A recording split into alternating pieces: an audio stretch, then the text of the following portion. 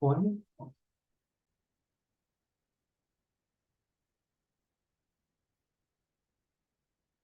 Oi, Douglas. Tá no trabalho, mas vai estar ouvindo. Ótimo. Obrigada, viu, por estar aqui com a gente, por estar ouvindo.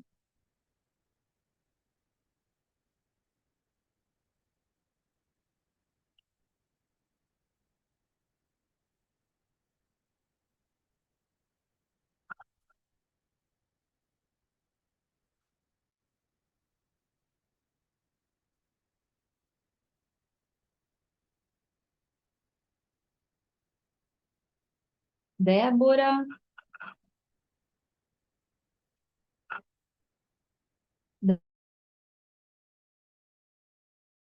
ouvindo, Débora? Dá um sinal aí para mim de que você está me ouvindo.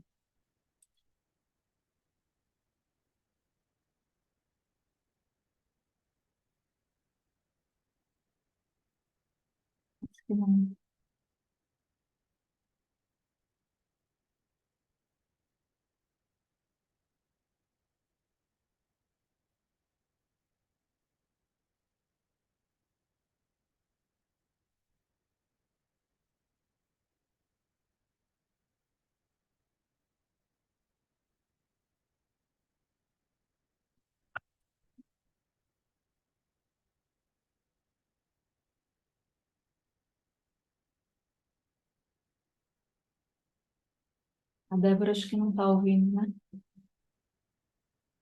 Você está ouvindo, Débora?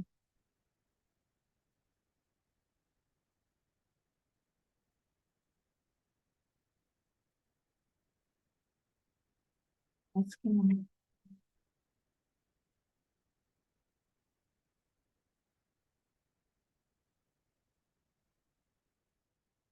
Pessoal, que horas são agora para a gente não demorar muito? Olha, 8h10 agora.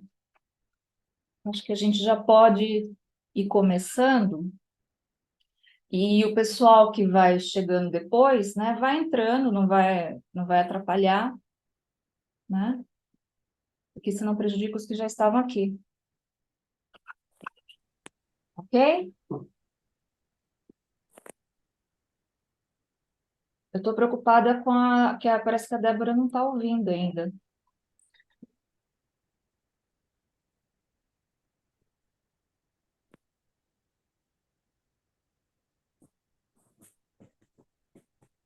Ó, a gente tem gente aqui de Sorocaba, gente de São Paulo, de Brasília.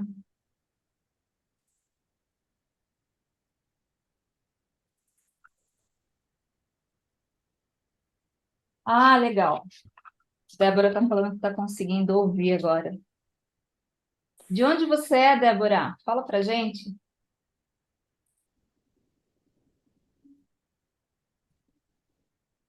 Ah, de Sorocaba também, que bacana. Sim, eu também, para quem não sabe, eu estou em Sorocaba. Legal.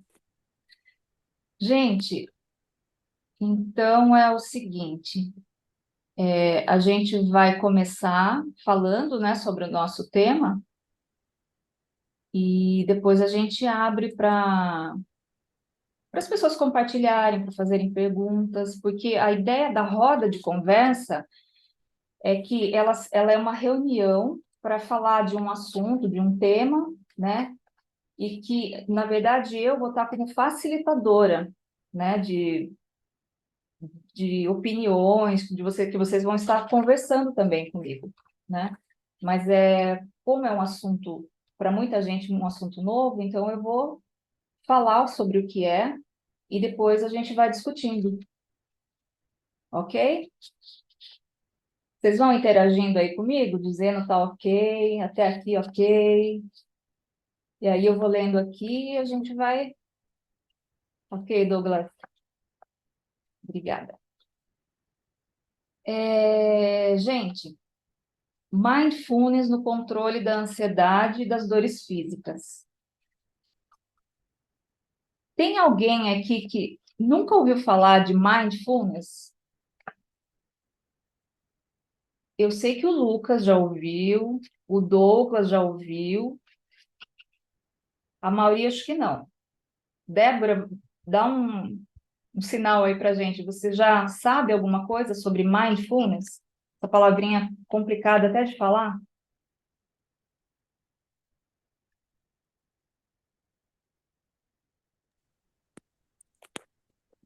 Gente, Eu nunca eu ouvi essa palavra. nunca ouvi. Olha lá, a Débora falando também, eu acho que eu não conheço.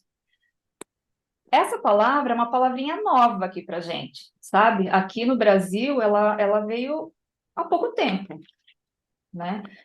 Começou a ser estudado mesmo lá na década de 80, mais ou menos, e veio para o Brasil nos anos 2000, mais ou menos. O que que é o mindfulness? Mindfulness, ele significa atenção plena.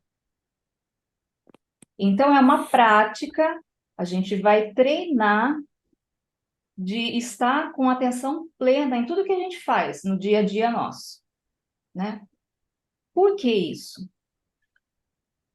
Porque na psicologia, na psiquiatria, nas áreas da saúde, né, na filosofia, tem uma preocupação com o bem-estar do ser humano.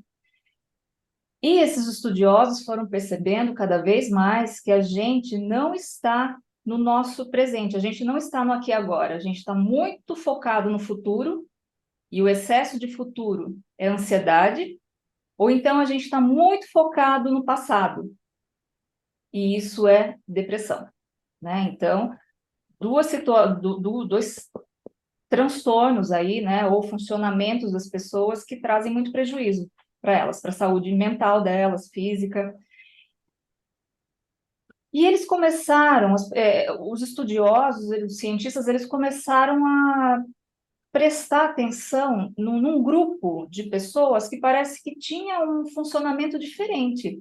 Parece que essas pessoas não eram, viviam bem, viviam saudáveis, se preocupavam menos, conseguiam dormir bem, né? A imunidade funcionava bem. Essas pessoas eram monges budistas. E realmente, esses monges, a ciência, os cientistas, né, que trabalhavam nas grandes universidades na Inglaterra, nos Estados Unidos, resolveram estudar esses monges. Nossa, vamos ver o que que tem nesses caras aí que. Será que é verdade que eles conseguem ficar bem emocionalmente, conseguem se controlar, por exemplo, quando alguém vai lá e ofende, magoa, né? Porque a nossa tendência é ser impossível, responder e depois acaba se arrependendo. Então, estudaram esses caras. Como que estudaram esses caras?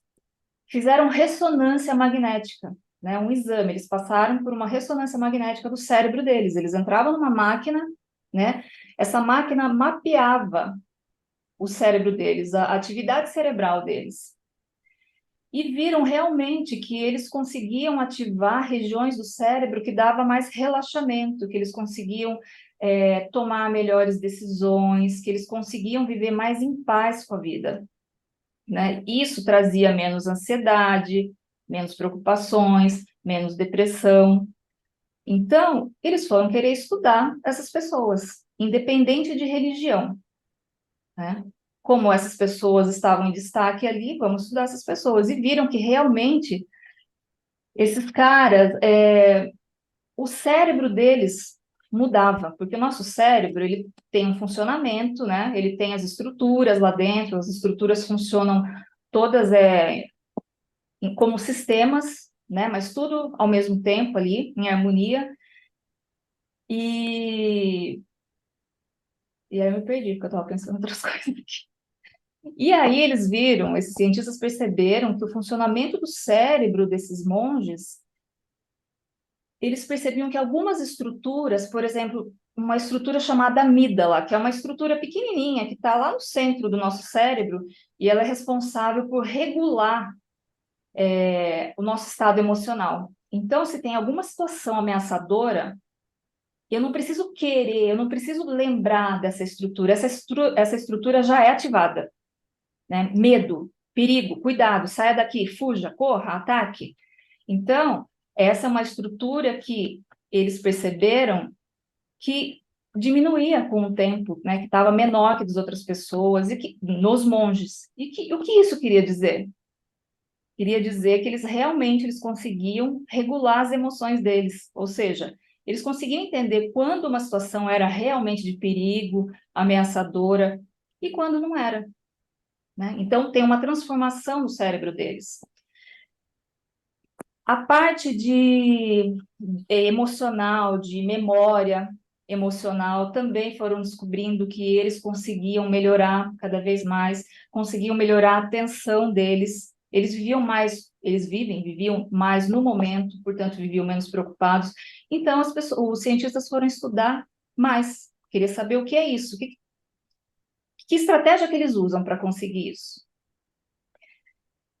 E pesquisando, essas pessoas perceberam que eles faziam meditação, né?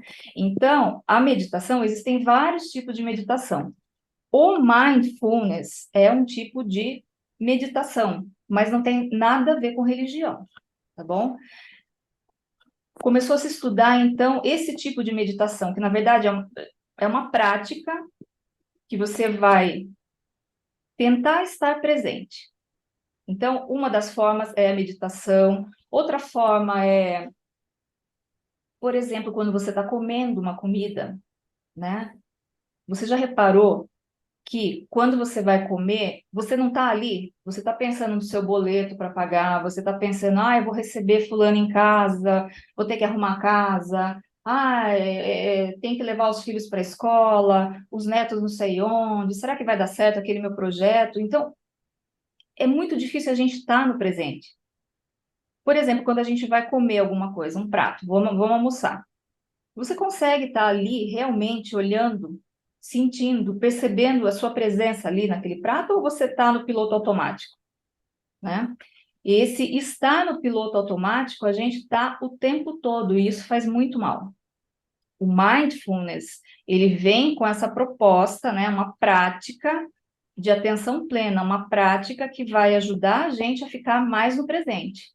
Ficando mais no presente, a gente vai ficar mais relaxado, a gente vai ter menos dores físicas, tensões musculares, a gente vai ter menos ansiedade, né? A gente vai conseguir se concentrar mais no que a gente precisa. Se concentrando, a gente consegue ter uma memória melhor, a gente vai ter um prazer maior na vida, a gente vai se relacionar melhor com as pessoas. Tudo isso porque a gente está presente ali naquele momento, porque a gente está praticando isso de estar presente no aqui e agora? Sim, né? Parece tão simples, né? Parece tão bobo que a gente pensa, nossa, mas mindfulness ou a meditação, né, que é uma das ferramentas do mindfulness, ela é capaz de trazer isso? Sim. Só que ela é um treino, é como se fosse uma academia. Você não espera ficar com o corpo bem definido indo uma vez na academia, uma vez no ano, uma vez a cada 6 meses, é uma prática, né? Como que é o mindfulness, por exemplo, quando você estiver comendo, né? É você tomar consciência de que, olha, agora eu vou sentar, eu vou comer, sem distrações, sem assistir uma TV, sem estar na internet, nas redes sociais, eu vou prestar atenção nesse momento do comer, né? Então, olha, que cores tem a minha comida? Olha, parece que está uma cor só, monocromático, né? Não, parece que tem várias cores. Olha, vermelho, amarelo, e a textura? Sente a textura, sabe? Sente a temperatura da comida. Coloca a comida em contato com a sua boca, com o seu lábio, para você sentir. Isso parece ser muito bobo, mas na verdade você está tomando consciência do seu momento presente através da comida. Isso, por exemplo, é uma maneira de tratar pessoas que têm compulsão alimentar, né? A pessoa, ela está obesa, sofrendo, né? Diabetes, pressão alta, vários problemas de saúde, porque a relação que ela tem com a comida, ela não é saudável. Ela come demais. É fome? É necessidade? Não. Foi no médico, já tudo, tá tudo ok, mas ela tem uma compulsão. Ela não consegue parar de comer. Os estudos mostram que as pessoas que têm compulsão alimentar e que elas passam por um treinamento de mindfulness, né? todo com protocolo certinho, que é padrão ouro de tratamento, né? De 8 a 12 sessões, tal. Essas pessoas conseguem reduzir em até 90% essa compulsão. Isso é maravilhoso, gente. Porque você imagina, a pessoa que ela tá querendo emagrecer, e o dela às vezes nem é questão de estética, é saúde mesmo. O médico fala para ela, ou você para de comer, ou você vai morrer, né? E a pessoa com treinamento, sem remédios, né? Ela consegue, ou com mindfulness, terapia, remédio, mas sempre ali em conjunto, ela consegue melhorar 90%. Isso é maravilhoso, é um valor altíssimo para tratamento.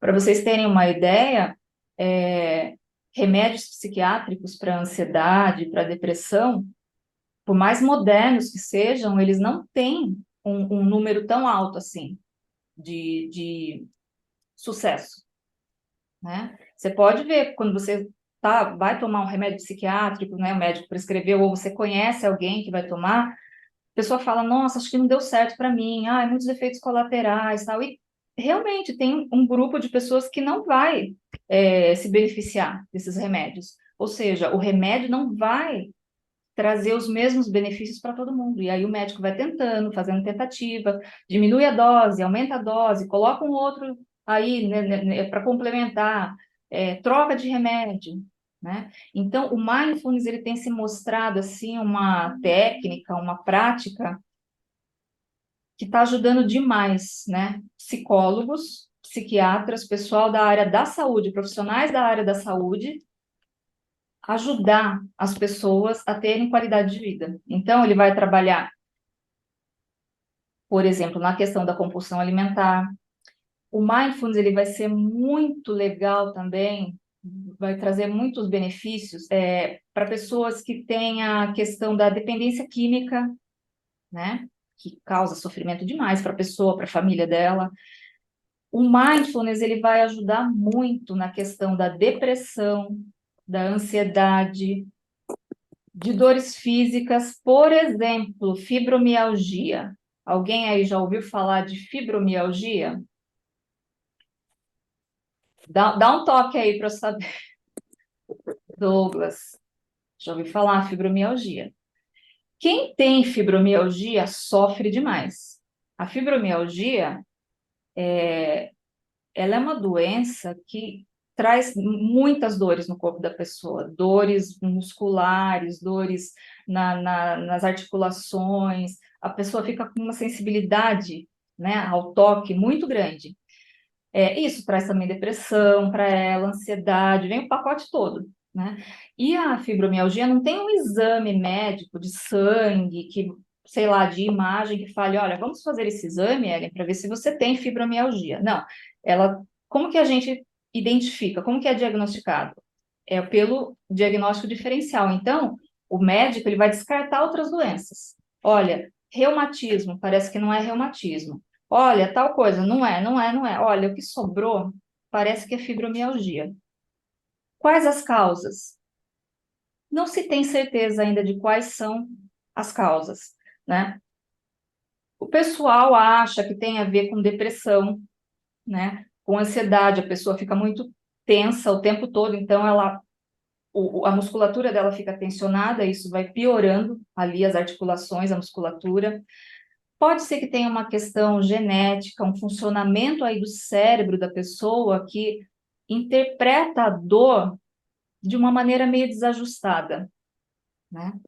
Ele entende, porque o cérebro nosso é responsável por tudo, pelas nossas sensações, pela fala, pelo ouvir, pelo enxergar, pelos movimentos, pelo pensar, tudo é o cérebro, né?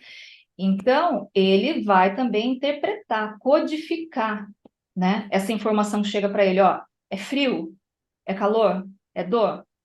Então, os cientistas acham que na fibromialgia, o cérebro dessas pessoas talvez esteja meio desajustados na interpretação para dor. Então, essa pessoa vai sentir muita dor, né? De repente, uma coisa que você pensa assim, poxa, mas acho que não é para tanto, a gente só encostou, né? E já deu toda essa dor. Sim, a pessoa sente mesmo, ela sofre mesmo. O mindfulness pode ajudar muito essas pessoas com fibromialgia, por exemplo, né? Então, a questão do mindfulness aí nas dores físicas, que podem ser causadas por essas dores físicas por N fatores, né? Inflamação, infecção, lesão, corte, queimadura. O mindfulness vai estar ajudando nisso. Vocês já pararam para pensar alguma vez que, poxa, dores físicas, nossa, seria tão bom se a gente não sentisse dor? Não seria interessante? Não seria legal? Você conseguir viver sem dor? Já parou para pensar nisso? Como será que seria a nossa vida vivendo sem dor física? Vocês acham que seria bacana isso? Responde aí, pessoal. O que vocês acham? Imagine que eu fosse um gênio e viesse aqui e falasse, pessoal, querem acabar com qualquer possibilidade de dor física a partir de agora? Eu estou dando esse poder para vocês.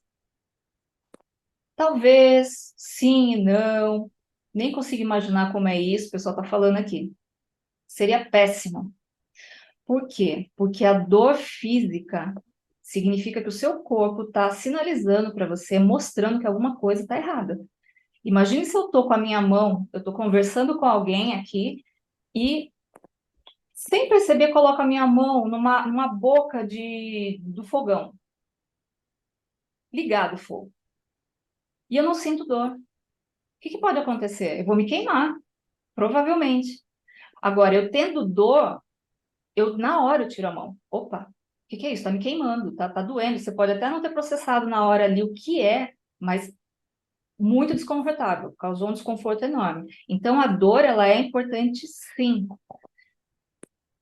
Por exemplo, tem uma síndrome que é rara, em que a pessoa ela não consegue ter dor física.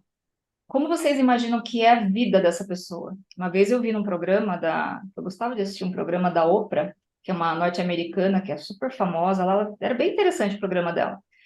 E ela trouxe um caso de uma menininha, acho que de uns 5 anos, mais ou menos, que os pais tinham que proteger o tempo todo essa criança, né? Então, tomadas da casa, fogão, ela tinha que ser monitorada o tempo todo os pais tinham que ver temperatura, se ela estava com o corpo quente ou não, porque poderia estar com alguma infecção e ela não sentia dor, então os pais precisavam o tempo todo monitorar essa criança.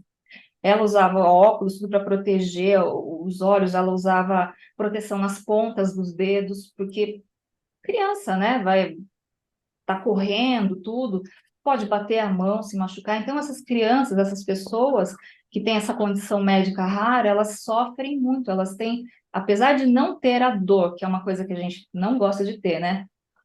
Elas são bastante prejudicadas.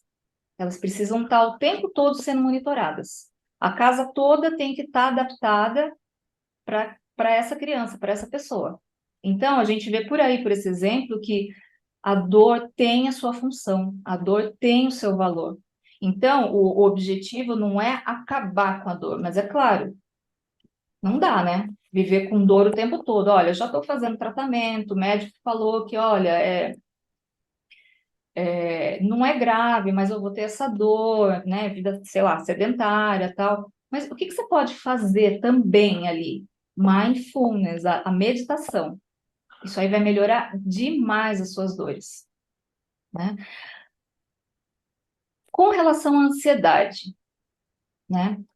Agora eu vou perguntar para vocês. Eu sou o gênio da lâmpada e quero trazer essa oportunidade para vocês. Olha, a partir de agora vocês não vão mais se sentir ansiosos. Vocês acham que é uma boa isso? Vocês acham que é um bom presente que eu poderia dar para vocês? Comenta aí. Maravilhoso. Sim, a gente está sendo sincero aqui, né? A gente está sendo sincero, ó. Seria bom demais, né? Mas indo para essa mesma linha, né, da dor física, será que a ansiedade não tem a sua função também, a sua importância na nossa vida? Imagine um mundo em que não tem, a pessoa não tem ansiedade nenhuma. Imagina lá atrás os nossos ancestrais, né, vivendo naquele frio, naquele mundo hostil, né, podendo virar presa de animais, tudo. Imagine se eles não tivessem ansiedade. Imagine se você não tivesse ansiedade nenhuma hoje. Será que você perceberia ameaças?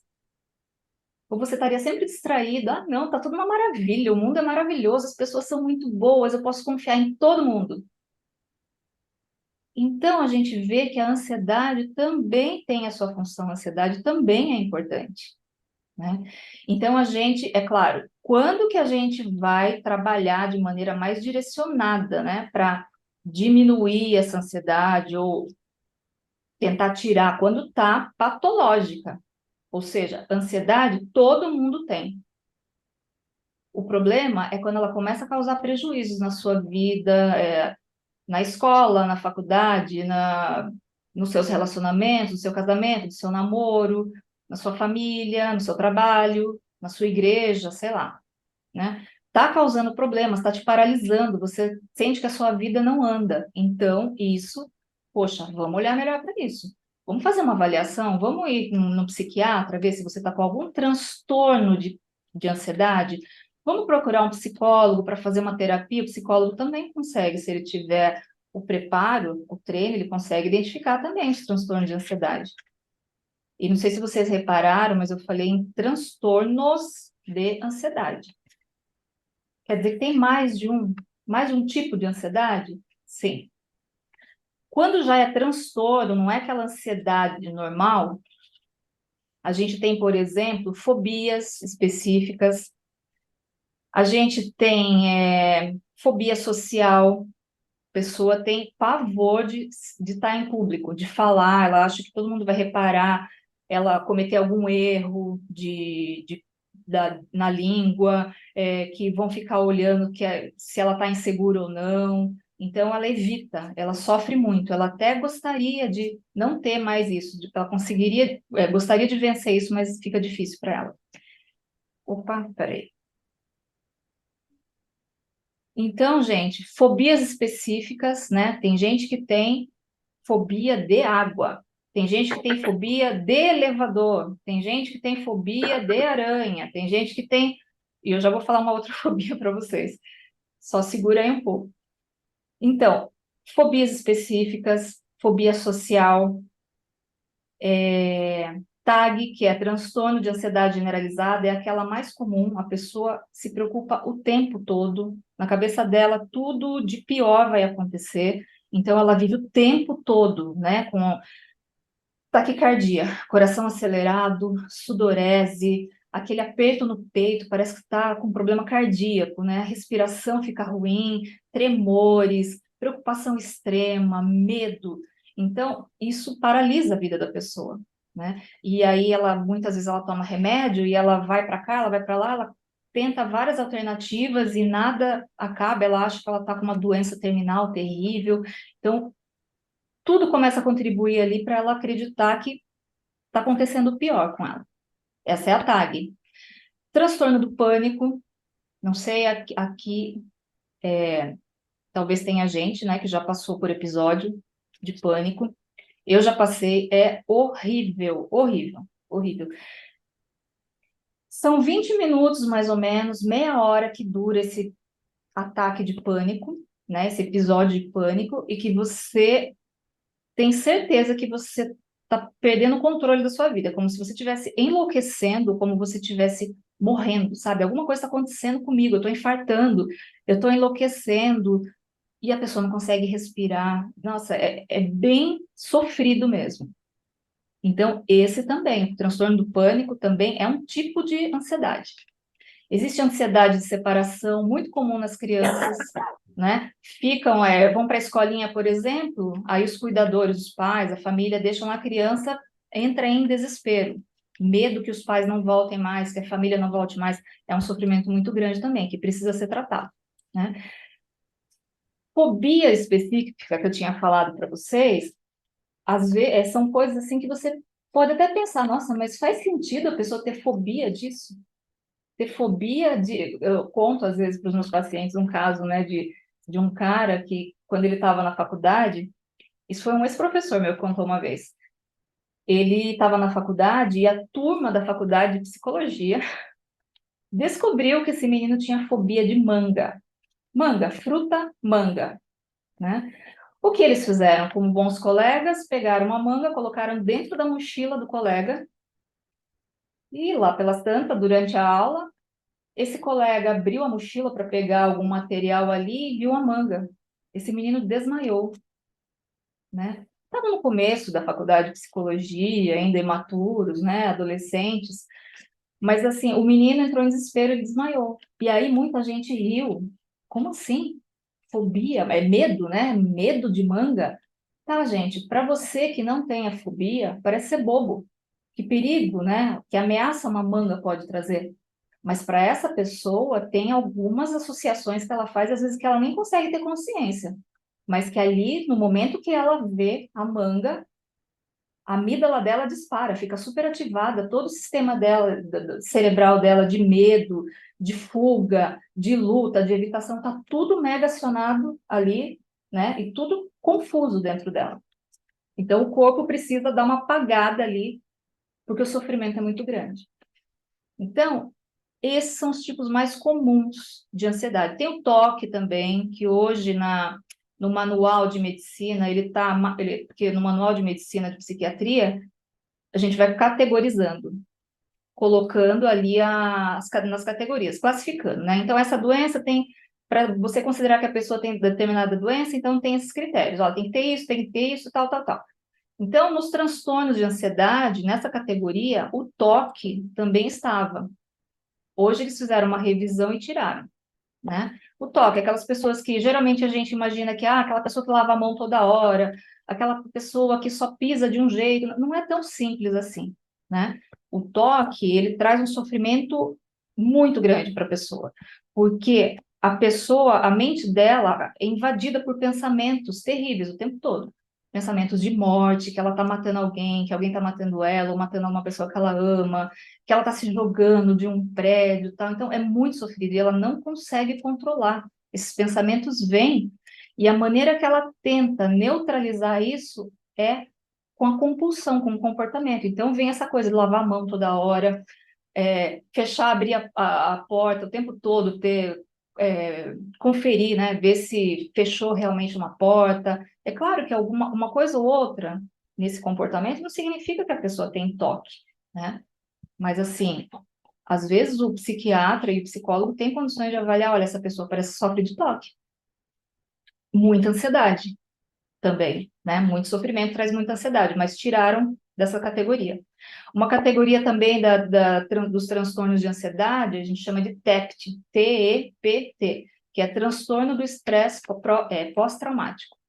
Imagina uma pessoa que acabou de passar ou passou na vida dela por um acidente de carro. E essa pessoa, ela ficou traumatizada. Então, qualquer situação que lembre aquilo, que ela associa com aquilo, ela vai ter todos os sintomas de ansiedade, assim, super elevados. Taquicardia, respiração, dificuldade para respirar, tremores, uma sensação terrível de que vai morrer, que o pior vai acontecer, enfim, todos esses sintomas ruins e sinais. Então, o mindfulness, e a gente está falando aqui mais da questão da meditação, ele pode ajudar demais, tanto na prevenção de depressão, ansiedade, quanto ele complementando outros tratamentos, né? Eu acho que a Débora fez uma pergunta aqui.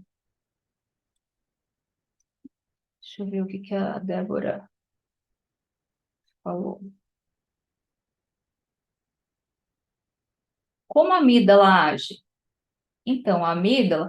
outra coisa, a amígdala, eu não sei se alguém achou estranho aí. A amígdala não é essa daqui que a gente tem aqui na garganta, tá? Essa glândula que a gente tem aqui.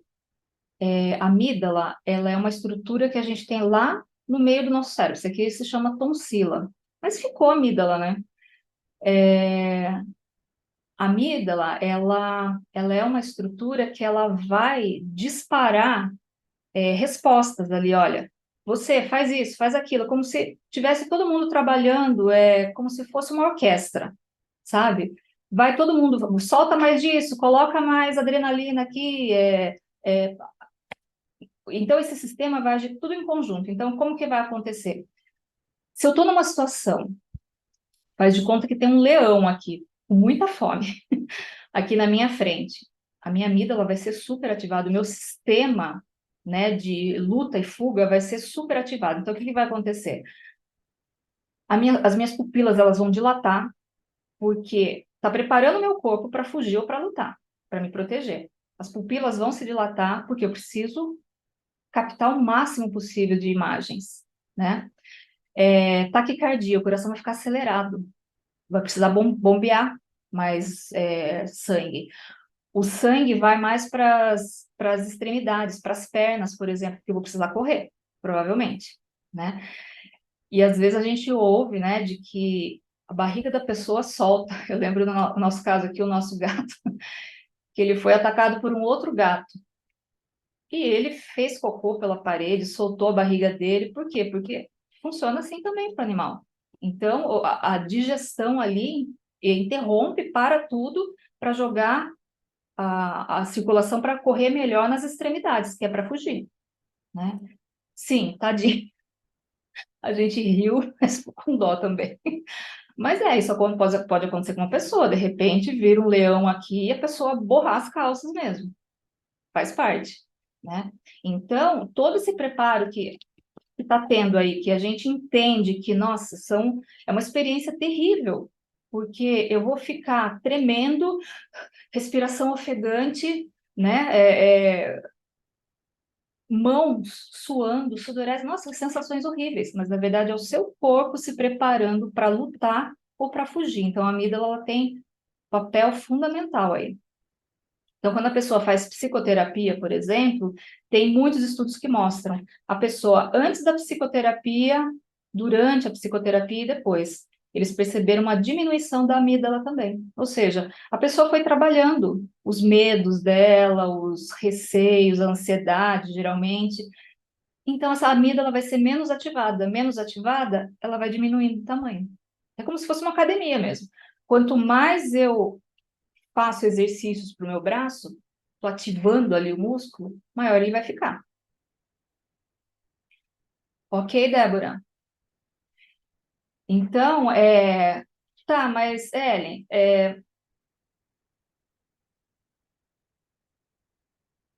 não, não, ela sei direito do que é feito o material dela, mas é uma estrutura pequena, né? Nunca parei para pensar. Não, mas não é músculo, não, tá bom? Luiz entrou aqui.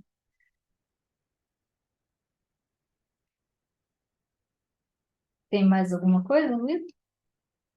Então, é, gente, para você ver como o nosso corpo, ele é todo preparado para a gente conseguir sobreviver, né?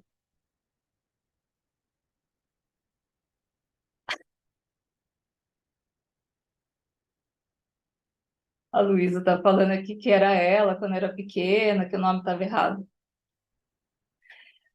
Gente, então,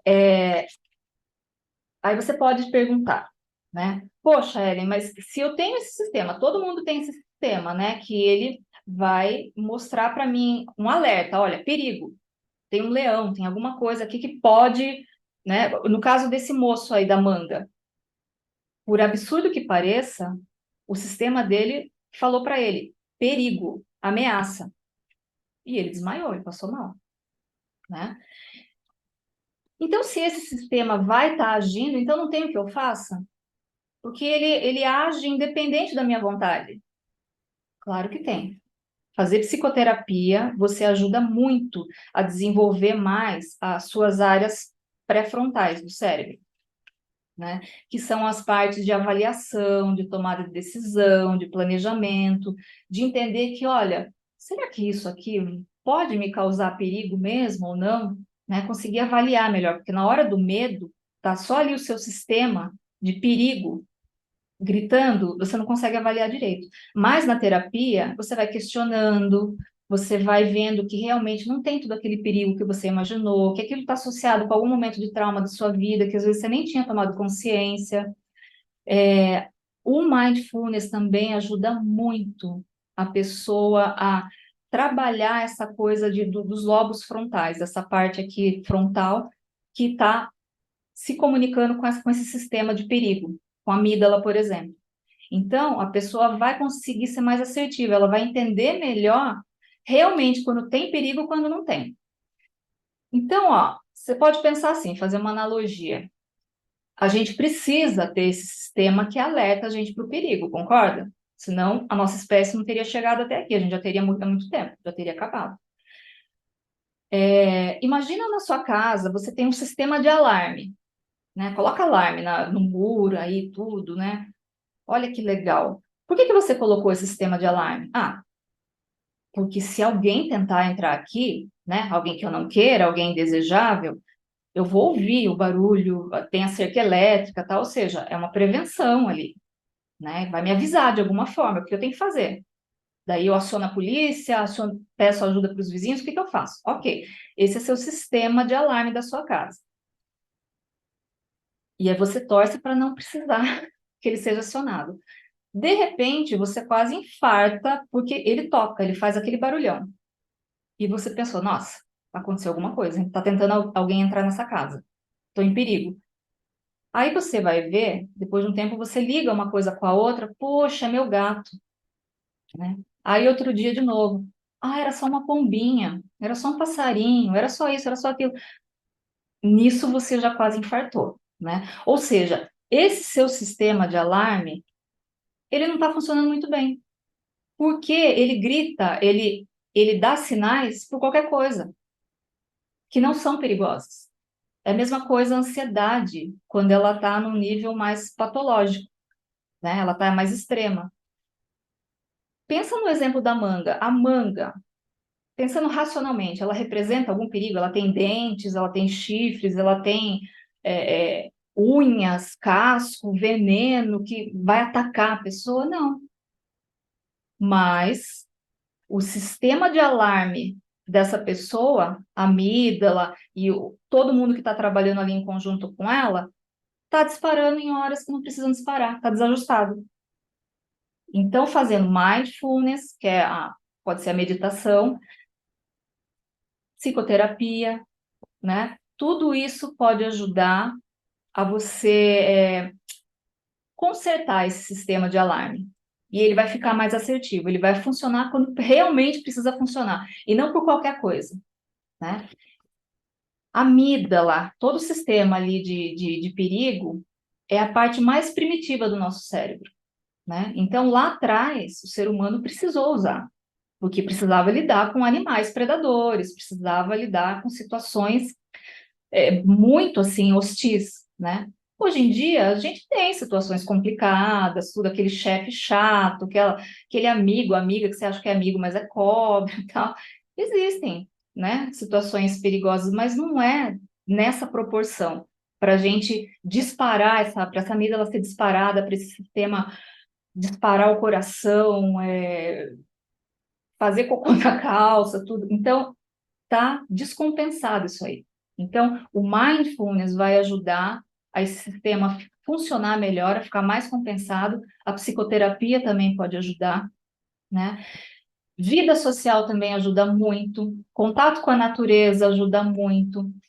Ter uma fé, uma espiritualidade. Aqui eu não estou falando de religião, né? Mas a ciência não conseguiu provar a existência de Deus ou qualquer outra coisa assim de crença religiosa, porque ela fala que não é papel dela, ela está preocupada com outras coisas. Mas a ciência já comprovou que a pessoa que tem fé, que tem uma espiritualidade, ou ela acredita em algo maior, ela vai ter mais qualidade de vida, né? Então, esse sistema dela aqui de alarme, ele vai estar menos ativado, né? Então, vocês veem aí que tem várias coisas que podem ajudar. De novo, a gente bate a tecla no mindfulness. Gente, eu descobri o mindfulness há pouco tempo, acho que faz uns 3 anos.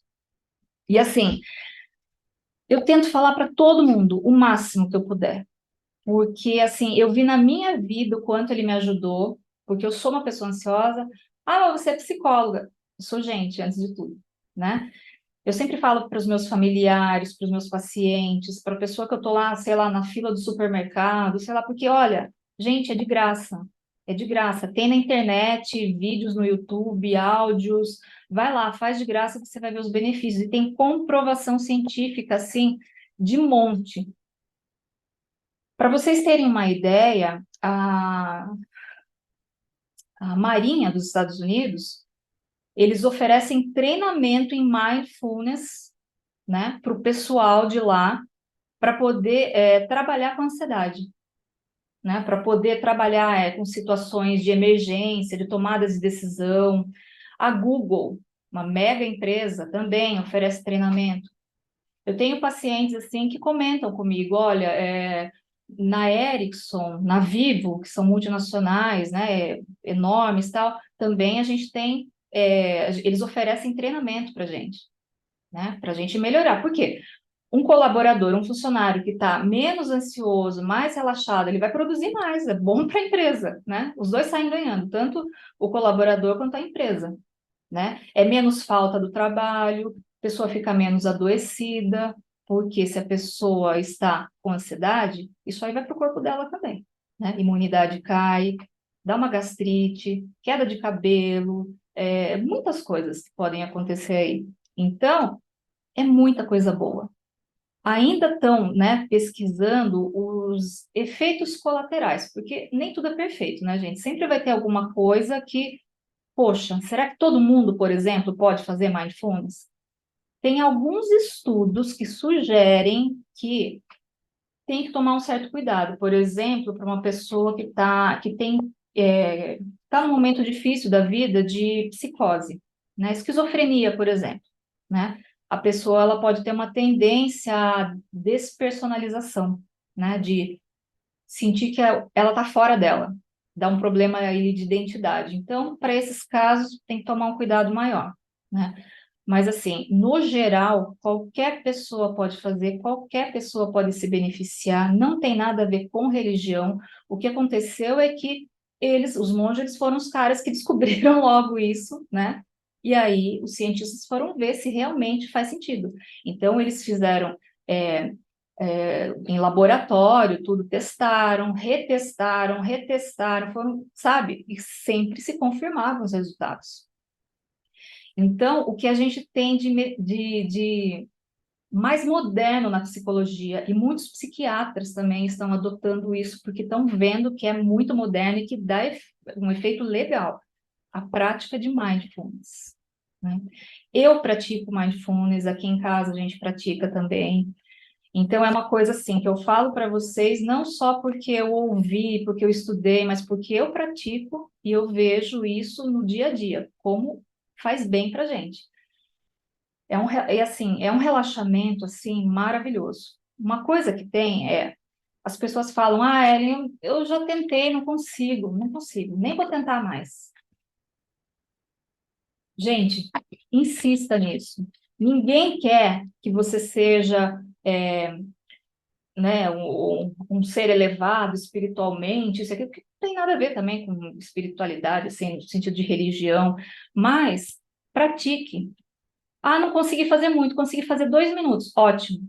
Consegui fazer 1 minuto, ótimo. Por quê? O mindfulness, ele trabalha muito isso, essa questão de aceitação, de você ser gentil com você mesmo, de você se perdoar, de não ter julgamento. Então, sei lá, eu tô deitada ou sentada praticando o meu mindfulness. Aí, de repente, a minha cabeça já saiu de lá. Já comecei a pensar no boleto que vence amanhã e que eu não tenho dinheiro.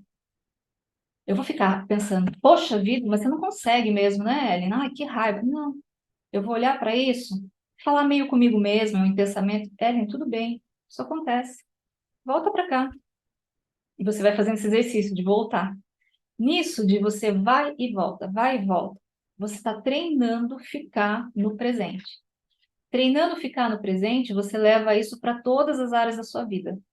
Quando você estiver com a sua família, você vai estar ali aproveitando com a sua família. Quando você estiver no seu trabalho, você vai estar ali concentrado no que você está fazendo, portanto, você vai render mais.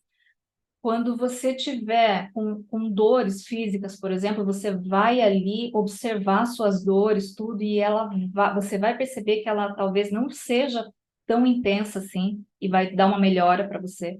Então, o mindfulness, ele também é muito isso, né? De você trabalhar essa autocompaixão, ter paciência com você mesmo. Entender que, olha, tudo bem, não tem que sair perfeito. O que não pode no treino de mindfulness, na meditação, por exemplo? Alguém tem ideia de um grande problema que aí não dá certo mesmo? Vocês podem chutar alguma coisa, ter uma ideia? Alguém arrisca?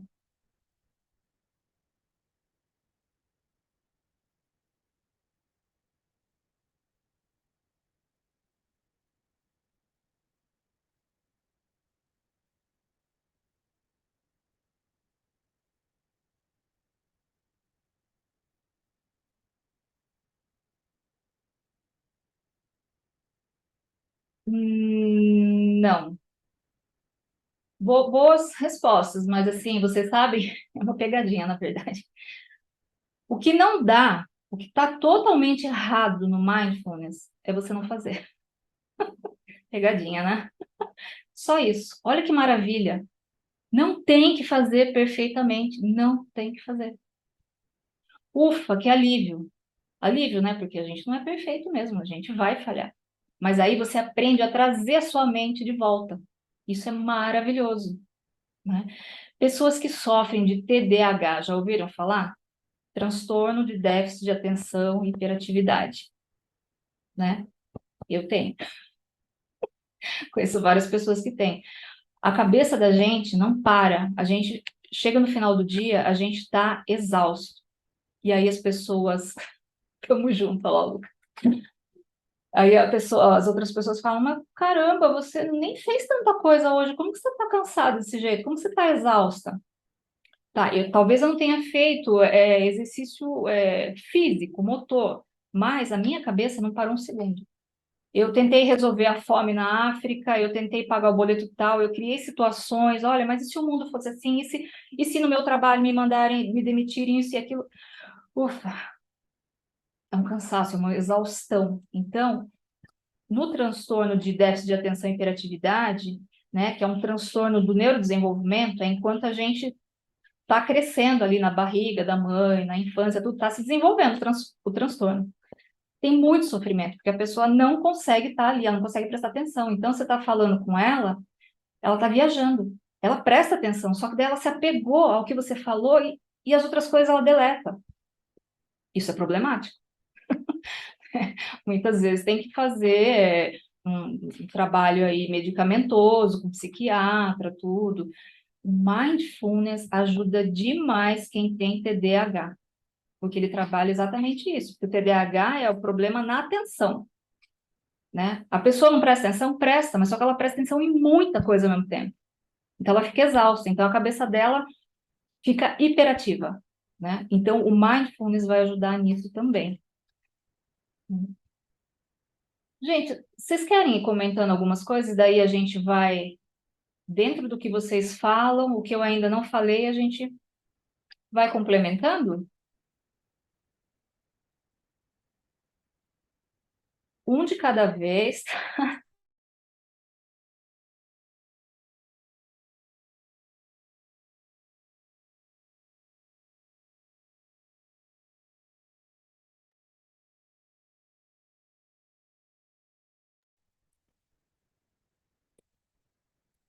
Gente, vocês podem comentar também, tá? Não precisa ser pergunta, mas de repente vocês falarem, ah, Ellen, eu sei o que é isso, eu passo por isso, já passei por isso numa fase da minha vida, sentia tais coisas, né? Vamos compartilhar aí, porque a gente está tudo no mesmo barco, tá? Gente, não existe gente que seja perfeito de saúde, todo mundo é transtornado, tá? Bem-vindos ao mundo real. Então, vamos compartilhar, talvez alguma história que vocês saibam, de alguém que vocês queiram ajudar, né? Alguém que vocês queiram ajudar e que você acha que poderia se beneficiar do mindfulness. Depois eu vou mandar para vocês um áudio que a gente fez com a minha voz para uma prática de mindfulness, para vocês verem como é mais ou menos. Mas se vocês quiserem ver pelo YouTube,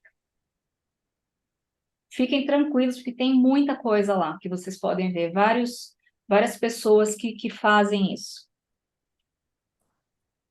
Eu já passei por uma experiência emocional no yoga e outra com meditação. Confesso que me ajudou demais a liberar algumas tensões.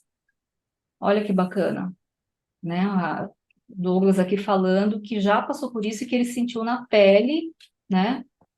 E ele viu os benefícios do mindfulness na vida dele, né? Peraí. Tá. Tá, mas acho que o Douglas falou que não foi exatamente no mindfulness, foi com a yoga e outro tipo de meditação? Também, sim. É que o mindfulness que eu estou falando, ele é o que tem mais comprovação científica, né? Vocês vão encontrar muitos materiais, muitos artigos científicos, comprovação realmente, né? Como eu falei para vocês, na ressonância magnética. Ah, tá, o Douglas está falando, ó, sim, no mindfulness, na verdade, eu conhecia como meditação. Tá, é porque a meditação também é uma ferramenta do mindfulness. Isso mesmo. E você gostou, né, Douglas? A Luísa falando, meu namorado está aqui comigo assistindo, é bem interessante e pode ajudar bastante nós dois. Sim. Gente, quem hoje em dia não está enfrentando, né, nesse pós-pandemia, uma ansiedade que vai além daquela ansiedade natural, né? Assim, há uns 20, 30 anos atrás, a OMS, a Organização Mundial de Saúde, ela dizia que ia aumentar muito o número de depressão, né, entre as pessoas. Realmente, aumentou muito, mas só que ansiedade foi mais ainda, transtornos de ansiedade. E muito se deve também pelo que a gente acabou de viver, né? Uma pandemia, um momento assim que parecia que a gente estava num filme de terror, de ficção científica, né? Deixa eu ver, qual a diferença entre meditação e mindfulness?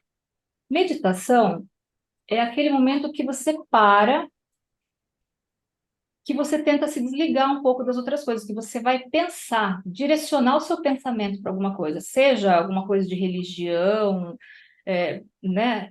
Você vai direcionar para alguma coisa. Agora, o mindfulness, ele não é só meditação. O mindfulness, ele é um estilo de vida. O mindfulness é como se fosse uma filosofia de vida, um estilo de vida, um jeito de viver, uma forma de viver mais conectada no presente. Você vai fazer todas as suas coisas voltadas para o presente.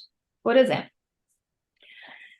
eu sempre tive a mania de tomar banho e colocar o celular para ouvir alguma coisa de psicologia, de música. Eu sempre precisei, desde que eu era, sei lá, criança, de muitos estímulos. Me sentia acompanhada, sabe? Barulho, música, qualquer coisa. Eu fui percebendo com o tempo o quanto eu ficava exausta com isso. Eu não fazia nenhuma coisa nem outra. Então, um tempo atrás, eu estava percebendo o quanto eu estava estressada com muitas coisas que estavam acontecendo na minha vida e o quanto isso de colocar também celular para eu ouvir isso, ouvir aquilo, tomar banho ao mesmo tempo e pensar no boleto para pagar e o cachorro que caiu, o gato que isso, tá? O quanto estava me fazendo mal. Então eu comecei a pensar, será que eu posso colocar essa visão de mindfulness até no meu banho? Sim, olha só. Para você estar presente em cada coisa que você está fazendo. Você está tomando banho? Tá. Como que está a temperatura dessa água? Né? Como que está a pressão da água? O que que você está sentindo agora? Está doendo alguma parte do seu corpo? Esse shampoo que você está usando, você gosta desse cheiro? Você vê que você está focado ali nas coisas do momento. Parece bobo, né? Mas você vai estar ali focado nas coisas do momento, ou seja, você vai estar presente. E o que a gente mais vê hoje em dia é que a gente não está presente, a gente está desconectado da gente e do mundo. A gente está sempre no futuro, preocupado com o futuro, a gente está sempre no passado, assim, pensando, se arrependendo, né? Ruminando, né? O passado. É claro que é importante você pensar no passado e no futuro, claro, a gente aprende com o passado. E o futuro também é importante. A gente não pode viver como se fosse o último dia e vai que tem mais um dia, né? Mais um tempo aí. Então, é importante. É importante a gente se preocupar. Quando a gente tem cuidado, a gente ama as pessoas, a gente vai ter uma preocupação natural. Agora, O mindfulness tenta dar esse equilíbrio para a gente, de olha, tudo bem você pensar no passado de vez em quando, você ir um pouquinho nele, tudo bem você pensar no futuro e tal, mas cuidado, não fica só nisso. Volta para o presente. E os cientistas descobriram que quando a gente está mais no presente, a gente tem mais saúde emocional, mental e física, né? Por exemplo, só um minutinho.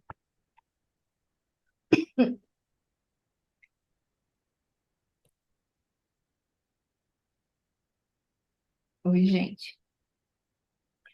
Por exemplo, vocês conseguem pensar em desvantagens de se estar no piloto automático, aquela coisa que você faz várias coisas ao mesmo tempo, né? Isso que a gente estava falando, né? Tá todo mundo meio no piloto automático e é importante sair um pouco disso. Que vantagens ou desvantagens vocês acham que tem a gente ficar no piloto automático? Alguém arrisca dizer?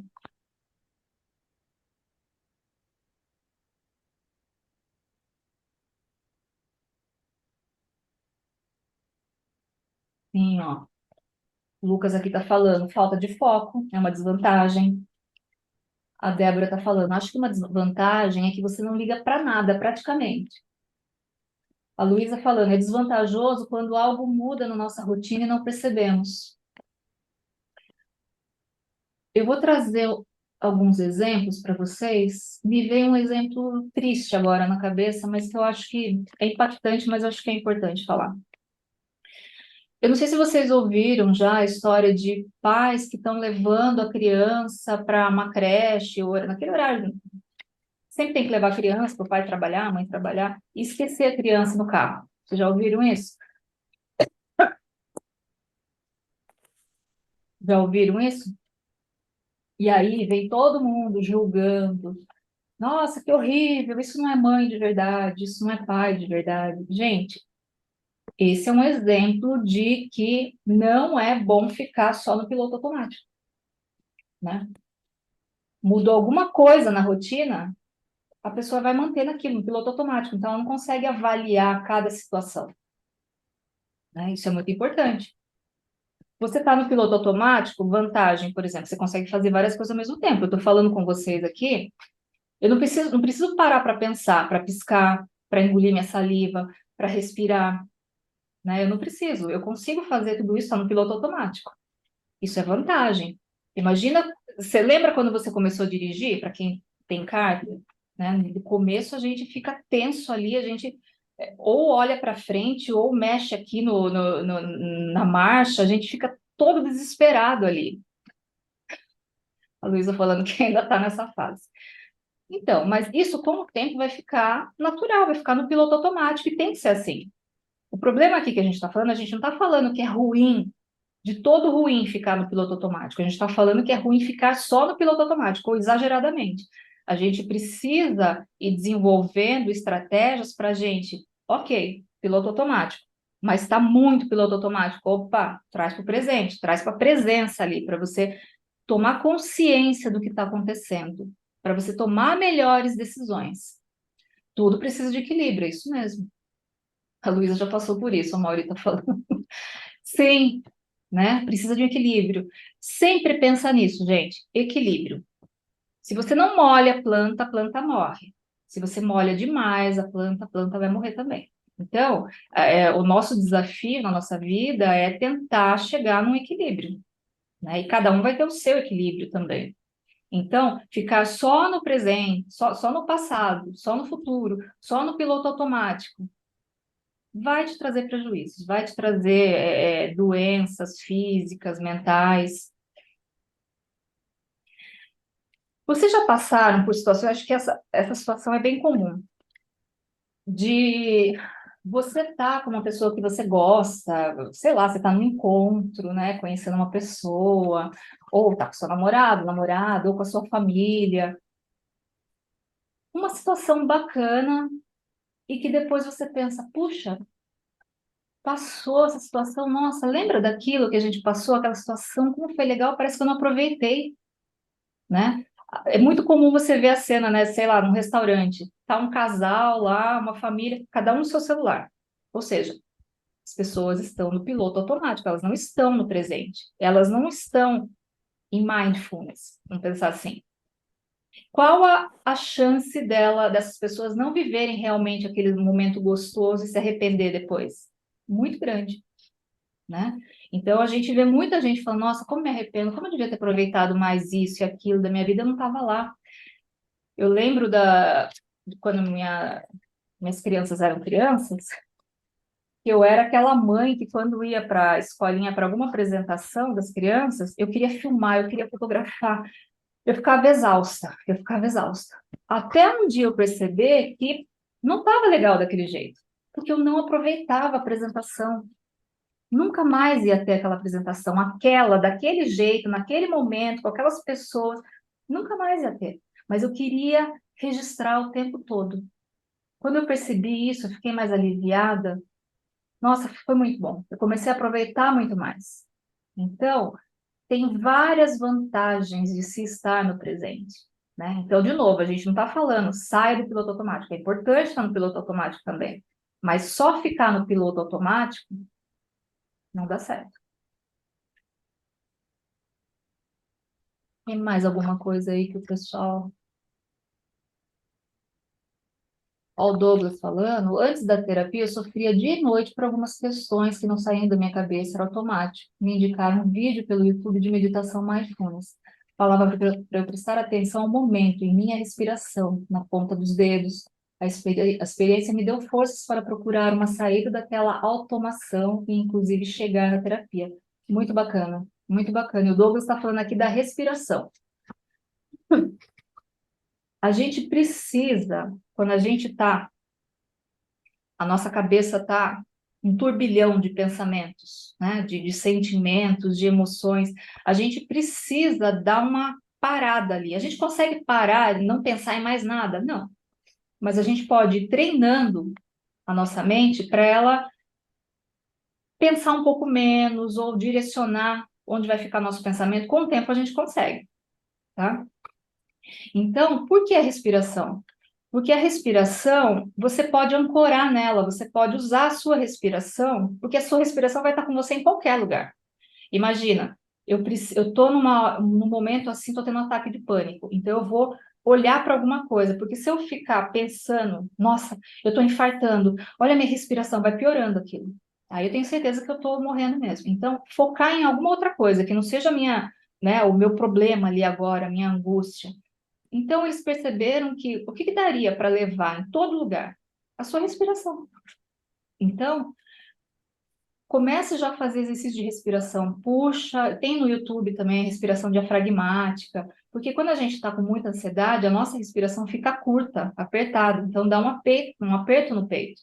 Então, começa a treinar isso antes, para quando der situações de ansiedade, já vem meio automático ali de você fazer, você vai sair mais rapidamente dessa situação de angústia, né? Então, a respiração ela é muito utilizada no mindfulness, por exemplo, né, como âncora, é assim, como ferramenta para você se fixar nela, para você se concentrar nela, para te ajudar a sair daquela situação de angústia.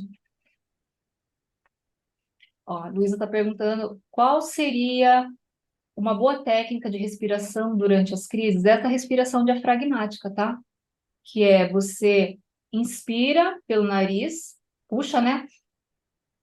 Vai até o máximo. Segura, solta pela boca. No dobro do tempo, mais ou menos. Então, você puxou pelo nariz, segurou e solta pela boca, né? Só que daí, nessa pausa, você dá essa pausa e depois, na hora de soltar pela boca, você faz no dobro do tempo. Só que, gente, é legal de fazer, como eu falei, né? É legal de fazer isso quando a gente já está desesperado no momento de angústia? Não, tem que ser mais assim, algo rápido, né? Então, você já treinou antes. Imagine que você está com uma tosse ali terrível e você vai lá na caixa de remédios do seu banheiro procurar um remédio. Poxa, você está desesperado com aquela tosse.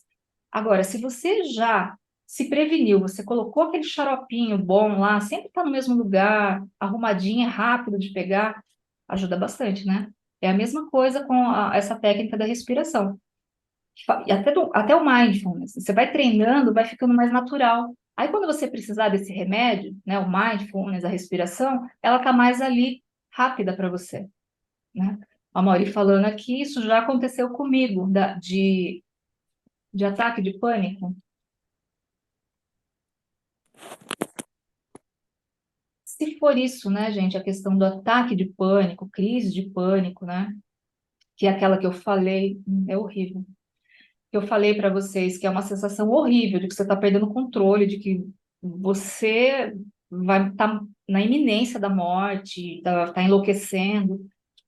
A pessoa fica extremamente angustiada, extremamente. Mas então uma coisa que a gente já precisa trabalhar também é: ninguém morre de ataque de pânico. Ó, Douglas, sim, é horrível. Ninguém morre de ataque de pânico, tá? São momentos terríveis, terríveis.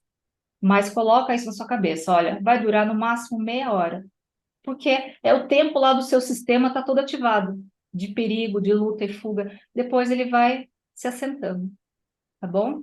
Então você não vai conhecer ninguém que morreu ali porque estava numa crise de pânico. E isso alivia bastante, né, pra gente, a gente pensar nisso, né? É, tem gente que está tendo já, que a gente tem estudantes de psicologia aqui.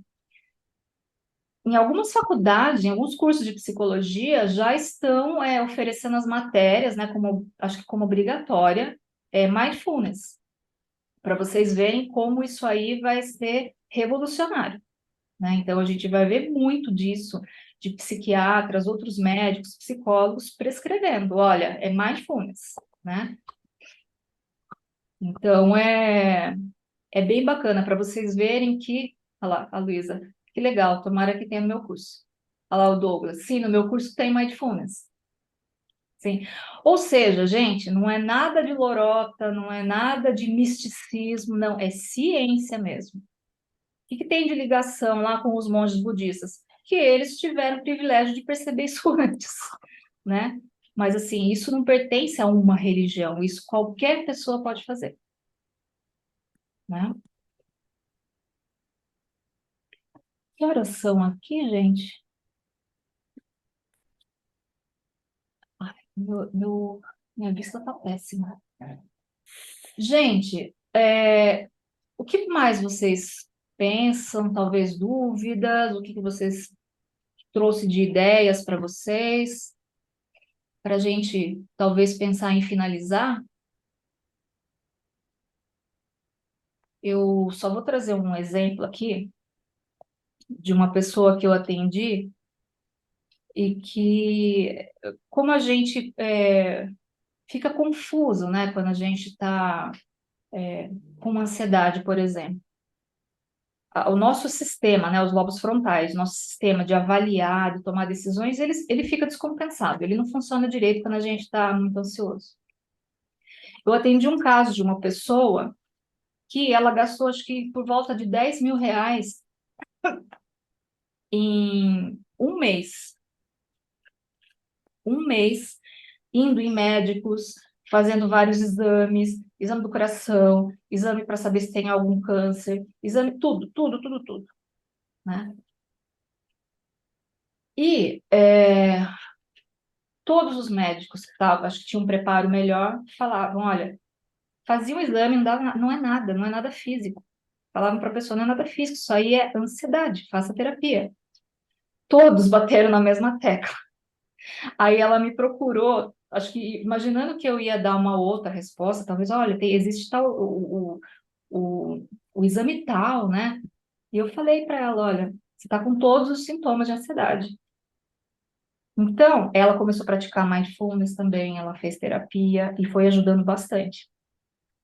Mas a gente precisa começar a fazer. Não adianta a gente ficar pensando que um dia eu faço, se der certo. Não, não é se der certo. Você tem que cuidar de você agora, não tem que esperar. né? Essa pessoa, ela sentia dores no braço, ela falava, Ellen, eu tinha certeza que eu estava infartando. Como que não acusou nada no exame? Eu fiz aquele exame cardíaco, aquele exame de esteira, tal, gastei uma fortuna. Pois é, a ansiedade patológica faz isso. Você tem certeza que você está morrendo, que você está cheio de doenças, tudo, e não está, né? Então, para vocês verem como a nossa mente e corpo estão conectados. Então, se eu não estou bem aqui, o meu corpo vai gritar, vai ter resultados no meu corpo. Se meu corpo não está bem, também vai ter influência na minha mente. Ficar deprimida porque estou doente fisicamente, né? Então, são coisas que a gente precisa sempre pensar. Então, o que eu estou falando aqui, para a gente fechar, é: o mindfulness é perfeito e ele sara todos os males da humanidade. Não. O que a gente tem estudado cada vez mais é que uma combinação entre os tratamentos, né? Então, a pessoa, ela tem, por exemplo, toque, e assim, a vida dela está paralisada, porque ela, por exemplo, ela fica o tempo todo lavando as mãos, ela não consegue parar para trabalhar. O chefe dela já brigou com ela várias vezes. Poxa, dá para ver que está disfuncional.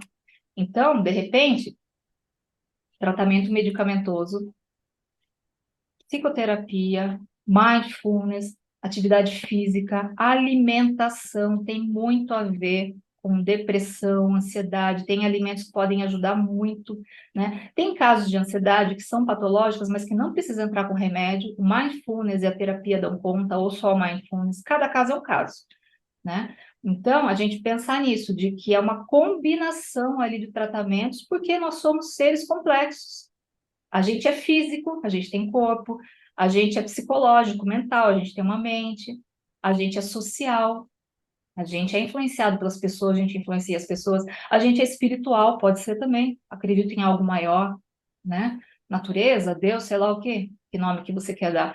Então, é natural que a gente tenha que ter que os profissionais de saúde têm que ter essa visão sobre a nossa saúde de maneira mais complexa, né? Todos ali trabalhando ao mesmo tempo. É o psiquiatra, é o psicólogo, a pessoa ali que pode ser o psicólogo, né? De ser o treinador ali de mindfulness, é o profissional da educação física, da academia, é o nutricionista, todo mundo ali junto, por exemplo, seria o ideal, ajudando essa pessoa a recuperar a saúde dela, né? Em países de primeiro mundo, na Santa Casa de São Paulo, eu fiz meu estágio lá também, neuropsicologia, a visão era essa: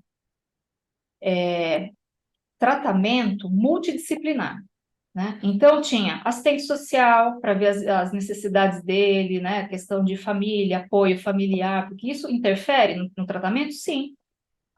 Psicólogos, né? Para estarem ali, no caso, ajudando a pessoa, de repente, ela está com uma depressão, alguma visão distorcida que ela está tendo, está deixando ela mais ansiosa, mais deprimida. O psiquiatra, de repente, precisar entrar com remédio. Nutricionista, olha, coloca esses alimentos para essa pessoa mais balanceados aqui, que vai ajudar na ansiedade, na depressão. Então, essa visão multidisciplinar é a visão mais atual que tem de tratamento em saúde mesmo, mano. A Luísa está perguntando aqui, com que frequência você recomenda praticar a meditação para aprender a colocar o mindfulness em prática? Olha, eu, assim, pessoalmente, eu não tive assim, sabe, eu vou praticar tal dia, tal horário. Porque eu estava numa fase da minha vida, eu estava vivendo uma situação abusiva no trabalho que eu estava, e eu estava ficando mais ansiosa. Então, quando eu me sentia assim, eu conseguia perceber. Bom, eu consigo tirar 5 minutinhos do trabalho, no meu almoço, sei lá, e praticar. Isso aliviava muito. Então, você pode praticar em qualquer lugar, né? Você está no seu trabalho, você está, de repente, no seu banho, de repente, deitado na cama, né? Então, não tem assim, para cada um vai ser uma coisa, né? O legal, eu acho legal, eu gosto de praticar toda noite, antes de dormir. Você já tomou aquele banho, né? Relaxante, não comeu mais nada pesado, tal, toma um chazinho, sei lá, deita, faz aquela higiene do sono, né? Desliga a televisão, celular, apaga as luzes, uma temperatura mais agradável do quarto. né? Não leva coisas para você se preocupar no quarto, que a gente faz isso. A gente leva todas as folhas dos nossos boletos para a cama e fica lá pensando tudo. Então, o quarto vira meio que um símbolo de um lugar que, que é de problemas, né? Então, se a gente puder resolver esses problemas fora do quarto, para o quarto ficar como um lugar de relaxamento mesmo, de descanso. Isso já ajuda também, tá? E aí, praticar o mindfulness. Uma coisa que eu ia falar para vocês. Ah, o Douglas vai precisar sair, tá agradecendo e tal. Boa noite, Douglas, obrigada, viu?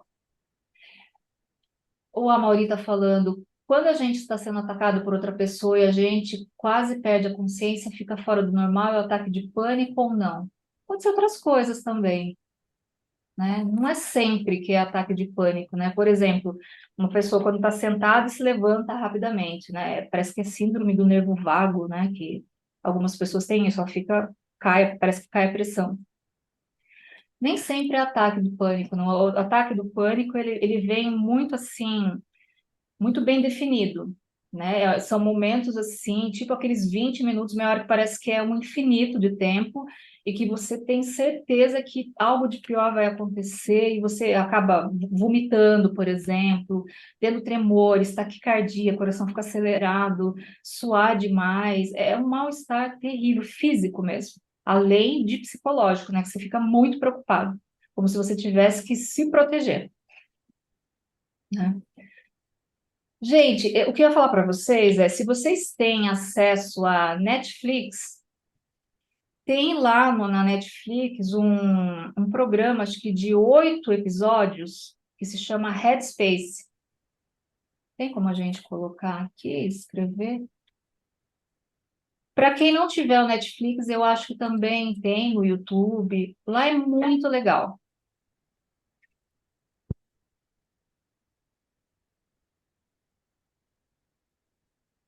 Headspace, do Netflix.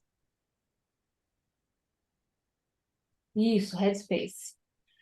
É muito bacana, porque é ilustrado, né? Tem umas cenas lá bonitinhas, engraçadinhas, tal. Então, de uma maneira lúdica, uma maneira meio que brincando, assim, você vai aprendendo as técnicas, né, da meditação mindfulness de uma maneira bem tranquila, bem gostosa, né? Eu gosto de fazer antes de dormir. Aí eu já conheço todas as histórias, mas eu gosto de ouvir, e ouvir de novo, e ouvir de novo, é muito bom, né? Ok, gente, ficamos por aqui. Eu queria agradecer demais a presença de cada um de vocês. Eu sei que muitas vezes é difícil, né? Em dia de semana, horário que está o pessoal saindo do trabalho, vindo de outros, né? Outros encontros aí, suas necessidades do dia a dia. Então, eu quero agradecer muito vocês por terem participado, tá? E a gente vai, fazer outras rodas de conversa, né? Se vocês puderem até dar sugestões, né, de que temas, que assuntos vocês gostariam de trabalhar. Ok, gente? Ok, valeu, foi muito bom. Obrigada, Mauri. Adorei o bate-papo. Obrigada, Luísa. Ótimo. Gente, então é isso. Vocês podem falar também, que dia que vocês acham que fica melhor para fazer uma roda de conversa, porque a gente fica pensando assim, final de semana, não, final de semana as pessoas querem sair. Não, dia de semana não, dia de semana as pessoas voltam cansadas do trabalho e tal. O que que vocês acham? Que sugestão que vocês dão aí? Né? Vocês gostei bastante do assunto, de fato não conhecia. Muito obrigada. Legal, Débora. Débora, olha lá se você tem o Netflix, que eu acho que você vai gostar bastante. Você vai praticar, você vai. E olha, não precisa ser perfeito, nunca vai ser, mas você tem que fazer, você vai ver os benefícios, tá? A Luísa falando assim, acho que domingo, mais tarde, à noite, acho que seria legal. Passem as opiniões de vocês pra gente, vai ajudar bastante, por favor, para a gente fazer algo mais direcionado. Lucas, obrigada, Mauri, Luísa, Débora, Douglas já saiu, obrigada. Gente, até a próxima então, tá? Um abraço. Tchau, tchau. Até mais.